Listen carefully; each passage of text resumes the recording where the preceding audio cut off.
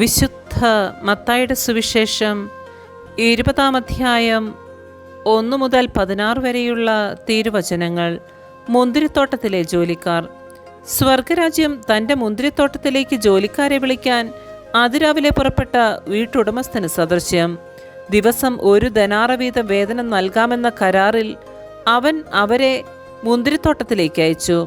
3-ാം മണിക്കൂറിൽ അവൻ പുറത്തേക്കിറങ്ങിയപ്പോൾ ചിലർ ചന്തസ്ഥലത്ത് അലസരായി നിൽക്കുന്നത് കണ്ട് അവരോട് പറഞ്ഞു, നിങ്ങളും മുന്തിരിത്തോട്ടത്തിലേക്ക് ചെല്ലുവിൻ, ന്യായമായ വേതനം നിങ്ങൾക്ക് ഞാൻ തരാം. അവരും മുന്തിരിത്തോട്ടത്തിലേക്ക് പോയി.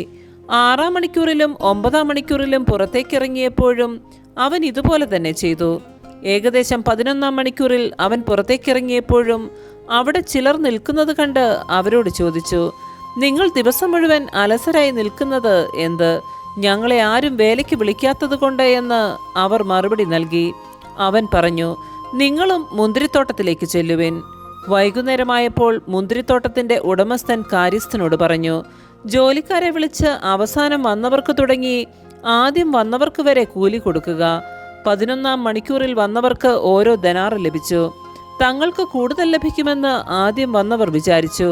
എന്നാൽ അവർക്കും ഓരോ ദനാറ് തന്നെ കിട്ടി. അത് വാങ്ങുമ്പോൾ അവർ വീട്ടുടമസ്ഥനെതിരെ പിറുപിറുത്തു. അവസാനം വന്ന ഇവർ 1 മണിക്കൂറേ ജോലി ചെയ്തിട്ടുള്ളൂ.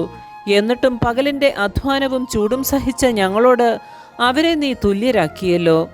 അവൻ അവരിൽ ഒരുവനോട് ഇങ്ങനെ മറുപടി പറഞ്ഞു, സ്നേഹിത, ഞാൻ നിന്നോട് ഒരനീതിയും ചെയ്യുന്നില്ല. 1 ദനാറയ്ക്കല്ലേ നീ എന്നോട് സമ്മതിച്ചിരുന്നത്? നിനക്ക് അവകാശപ്പെട്ടത് വാങ്ങിക്കൊണ്ട് പോയിക്കൊള്ളുക. അവസാനം വന്ന ഇവനും നിനക്ക് നൽകിയതുപോലെ തന്നെ കൊടുക്കാനാണ് എനിക്കിഷ്ടം. എൻ്റെ വസ്തുവകകൾ കൊണ്ട് എനിക്കിഷ്ടമുള്ളത് ചെയ്യാൻ പാടില്ലെന്നോ? ഞാൻ നല്ലവനായതുകൊണ്ട് നീ എന്തിന് അസൂയപ്പെടുന്നു? ഇപ്രകാരം പിമ്പന്മാർ മുൻപന്മാരും മുൻപന്മാർ പിൻപന്മാരുമാകും. നമ്മുടെ കർത്താവായ മിശിഹായ്ക്ക് സ്തുതി.